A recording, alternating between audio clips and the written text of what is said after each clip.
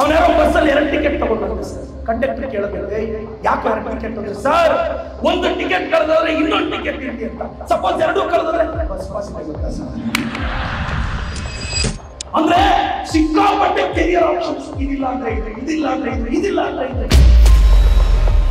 If you want to live greatly you should risk greatly. ದೊಡ್ಡದಾಗಿ ಯೋಚನೆ ಮಾಡಬೇಕು, ಏನು ಆಗಲ್ಲ, ಧೈರ್ಯವಾಗಿರಿ.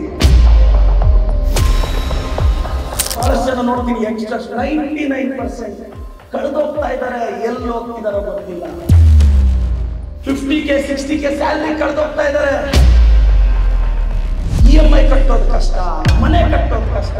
2 BHK ಮನೆ ಕಟ್ಟಕ್ಕೆ 50 ವರ್ಷ ಆಗೋಗ್ತಾ ಇದ್ದಾರೆ. ಇನ್ನೊಂದು ಒಳ್ಳೆ ಫೋಟೋ ಹಾಕೋ ಸ್ಟೇಟಸ್ಗೆ 200 ಜನ ನೋಡಿರ್ತಾರೆ. ಒಬ್ಬರೇ ರಿಪ್ಲೈ ಕೊಟ್ಟಿರ್ತಾರೆ. ಅದರ ಅರ್ಥ ಏನಂತ, ಎಲ್ಲರೂ ನಿಮ್ಮನ್ನ ಗಮನಿಸ್ತಾರೆ ಆದ್ರೆ ಇಷ್ಟಪಡಲ್ಲ. ನಿಮ್ ಬ್ಯಾಕ್ ಎಲ್ಲರೂ ಇಷ್ಟಪಡ್ತಿದ್ದಾರೆ ಅನ್ನೋ ಇಲ್ಯೂಷನ್ ಅಲ್ಲಿ ಜನ ನಿಮ್ಮನ್ನು ಗಮನಿಸ್ತಾರೆ ಸರ್, ಇಷ್ಟಪಡಲ್ಲ. ಮತ್ತೆ ಇನ್ನು ಕೆಲವರು ನೋಡ್ಬೇಕು, ಓವರ್ ಥಿಂಕ್. ಇನ್ನ ನೀಟ್ ಅಪ್ಲಿಕೇಶನ್ ಹಾಕಿರಲ್ಲ. ಡಾಕ್ಟರ್ ಆಗಿದ್ರೆ ಇಂಜಿನಿಯರಿಂಗ್ ಆಗಿದ್ರೆ BSc ಆಗಿದ್ರೆ ಡೈರಿ ಸೈನ್ಸ್.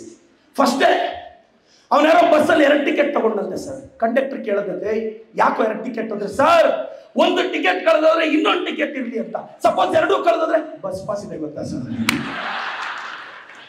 ಅಂದ್ರೆ ಸಿಕ್ಕಾಪಟ್ಟೆ ಕೆರಿಯರ್ ಆಪ್ಷನ್ಸ್. ಇದಿಲ್ಲ ಅಂದ್ರೆ ಇದು, ಇದಿಲ್ಲ ಅಂದ್ರೆ ಇದು, ಇದಿಲ್ಲ ಅಂದ್ರೆ ಇದು. If you want to live greatly you should risk greatly. ದೊಡ್ಡದಾಗಿ ಯೋಚನೆ ಮಾಡ್ಬೇಕು, ಏನು ಆಗಲ್ಲ, ಧೈರ್ಯವಾಗಿರಿ. ಬಡವ್ರ ಮಕ್ಕಳೇ ಬೆಳಿಬೇಕಾಗಿರೋದು.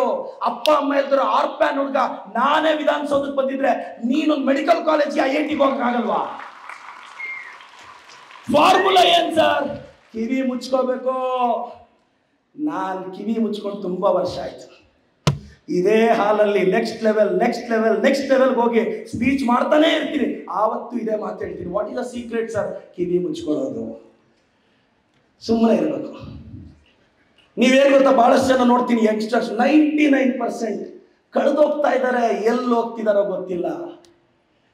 50K 60K ಸ್ಯಾಲರಿ ಕಳೆದೋಗ್ತಾ ಇದ್ದಾರೆ. EMI ಕಟ್ಟೋದು ಕಷ್ಟ, ಮನೆ ಕಟ್ಟೋದು ಕಷ್ಟ. 2 BHK ಮನೆ ಕಟ್ಟಕ್ಕೆ 50 ವರ್ಷ ಆಗೋಗ್ತಾ ಇದೆ. ನಾನು ದುಡ್ಡಲ್ಲಿ ಜಡ್ಜ್ ಮಾಡ್ತಿಲ್ಲ, ಜೀವನನ ಜಡ್ಜ್ ಮಾಡ್ತಿಲ್ಲ. ಸ್ವಲ್ಪ ಈ ಜನರೇಷನ್ ಅವ್ರು ಸ್ವಲ್ಪ ಸತ್ಯ ಅರ್ಥ ಮಾಡ್ಕೋಬೇಕು. ಈಗ ನೀವೆಲ್ಲ ಟಾಪರ್ಸ್ ಅಲ್ವಾ? ಈ ಕಾರ್ಯಕ್ರಮ ಮುಗಿದ್ಮೇಲೆ ಆ ಸಿಗ್ನಲಲ್ಲಿ ಯಾವುದಾದ್ರೂ ಹೋಟ್ಲಿಗೆ ಹೋಗಿ ಒಂದು ದೋಸೆ ಆರ್ಡರ್ ಮಾಡಿ, sir I am the SSLC topper ಅನ್ನಿ, 50 ರೂಪೀಸ್ ಕೊಡಪ್ಪ ಅಂತಾರೆ ಅಲ್ವಾ? ದೋಸೆ ಆರ್ಡರ್ ಮಾಡಿ, ಸರ್ ನಾನು last year state topper, 50 rupees please. ಕರೆನ್ಸಿಗೂ ಒಂದು ರೇಂಜ್ ಇರುತ್ತೆ ಸರ್, ಅದನ್ನು ಗೌರವಿಸ್ಬೇಕಲ್ವಾ? ಏನು ಅಂದ್ರೆ ನಮ್ಮ ಪ್ರಾಬ್ಲಮ್ ಅಂದ್ರೆ ದುಡ್ಡು ಮುಖ್ಯನೇ ಅಲ್ಲ ಅಂತ ನಮ್ಗೆ ಹೇಳ್ಕೊಟ್ಬಿಟ್ಟಿದ್ದಾರೆ. ನಾವೆಲ್ಲರೂ ಒದ್ದಾಡ್ತಿರೋದು ಅದಕ್ಕೆ. ರಿಯಾಲಿಟಿ ಮಾತಾಡ್ತಿಲ್ಲ ಮಕ್ಕಳ ಮುಂದೆ. ಚೆನ್ನಾಗಿ ಬೆಳಿಬೇಕು, ಹೆಸರು ಮಾಡಬೇಕು, ಸ್ಟೇಟಸ್ ಇರಬೇಕು. ಜನ ವಾಟ್ಸಪ್ ಅಲ್ಲಾಗ್ಲಿ ಲೈಫಲ್ಲಾಗ್ಲಿ ಸ್ಟೇಟಸ್ಸೇ ನೋಡೋದು, ಇನ್ನೇನು ನೋಡಲ್ಲ. ತಲೆಯಲ್ಲಿ ಬರ್ದಿಟ್ಕ. ನೀನು ವಾಟ್ಸಪ್ ಅಲ್ಲಿ ಹಾಕಿದ್ರು ಸ್ಟೇಟಸ್ಸೇ ನೋಡೋದು. ಮತ್ತೆ ಇನ್ನೆಲ್ಲ ಯಂಗ್ಸ್ಟರ್ಸ್ ಒಂದು ರಾಂಗ್ ಅಸಂಪ್ಷನ್ ಇದ್ದಾರೆ. ಏನಾದ್ರು ಮಾರ್ಕ್ಸ್ ಕಡಿಮೆ ಬಂದ್ರೆ ನನ್ನ ಮೇಲೆ ತುಂಬಾ ಎಕ್ಸ್ಪೆಕ್ಟೇಷನ್ಸ್ ಇತ್ತು.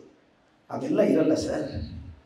ಇನ್ನೊಂದು ಒಳ್ಳೆ ಫೋಟೋ ಹಾಕೋ ಸ್ಟೇಟಸ್ಗೆ 200 ಜನ ನೋಡಿರ್ತಾರೆ. ಒಬ್ಬರೇ ರಿಪ್ಲೈ ಕೊಟ್ಟಿರ್ತಾರೆ. ಅದರ ಅರ್ಥ ಏನು ಗೊತ್ತಾ, ಎಲ್ಲರೂ ನಿಮ್ಮನ್ನ ಗಮನಿಸ್ತಾರೆ ಆದರೆ ಇಷ್ಟಪಡಲ್ಲ. ನಿಮ್ಮ ಬ್ಯಾಡ್ ಲಕ್, ಎಲ್ಲರೂ ಇಷ್ಟಪಡ್ತಿದ್ದಾರೆ ಅನ್ನೋ ಇಲ್ಯೂಷನ್ ಅಲ್ಲಿ ಇದ್ದೀರಾ. ಜನ ನಿಮ್ಮನ್ನು ಗಮನಿಸ್ತಾರೆ ಸರ್, ಇಷ್ಟಪಡಲ್ಲ. ಇಲ್ಲಿ ಕೂತಿರೋರೆಲ್ಲ ನನ್ನನ್ನು ಗಮನಿಸ್ತಿದ್ದಾರೆ.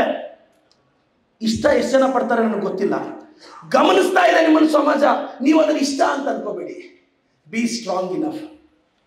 ಅಪ್ಪ ಅಮ್ಮಗಿಂತ ನಾನು ಯಾಕೆ ಪೇರೆಂಟ್ಸ್ ಸೆಂಟಿಮೆಂಟ್ ಚೆನ್ನಾಗಿ ಮಾತಾಡ್ತೀನಿ ಅಂದರೆ, ವಿಧವೆ ಬಾಧೆ ಏನು ಅಂತ ಮುತ್ತೈದೆ ಹೆಂಗೆ ಎಕ್ಸ್ಪ್ಲೈನ್ ಮಾಡೋಕ್ಕಾಗುತ್ತಕ್ಕ ಅಲ್ವಾ?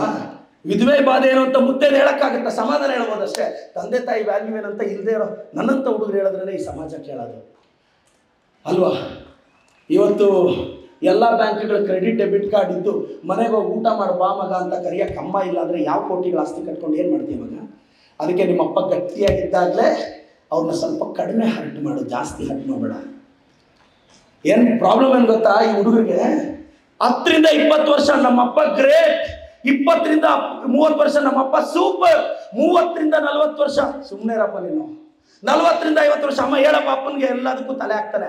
50-55 ವರ್ಷ ಆದ್ಮೇಲೆ ನನಗೆ ನಮ್ಮಪ್ಪ ಯಾವಾಗ ರೈಟ್ ಅನ್ಸ್ತಾರೆ ಗೊತ್ತಾ? ನಮ್ಮಪ್ಪ ನನಗೆ ರೈಟ್ ಅನ್ಸೋ ಅಷ್ಟೊತ್ತಿಗೆ ನನ್ನ ಮಗನಿಗೆ ನಾನು ರಾಂಗ್ ಆಗೋಗಿರ್ತೀನಿ ಸರ್. ಅಲ್ಲಿವರೆಗೂ ಎಲ್ಲ ಅರ್ಥ ಆಗುತ್ತೆ. ಅದಕ್ಕೆ 50 ವರ್ಷ ಬೇಕು, 50 ವರ್ಷ ಬೇಕು. ಚೆನ್ನಾಗಿ ಓದಿ, ಏನು ಪ್ರಯತ್ನ ಪಡ್ತೀರೋ ಸೀರಿಯಸ್ ಆಗಿ ಪಡಿ, ಡಿಸ್ಟರ್ಬ್ ಆಗಬೇಡಿ. ಕೆರಿಯರ್ ಭಾಳ ಮುಖ್ಯ.